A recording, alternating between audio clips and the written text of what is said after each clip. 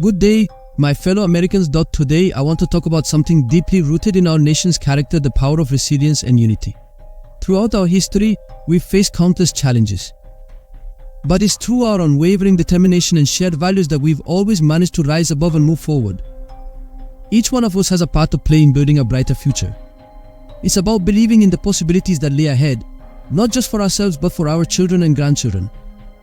America is a place where dreams take flight, where the impossible becomes possible through hard work, perseverance, and the belief that we can achieve anything. I know these times are tough, but I also know that we are tougher. Our strength lies in our ability to come together, to lift each other up, and to forge ahead with hope and determination. It's in our DNA to face adversity head-on and to emerge stronger than before. Every day we have the power to make a difference.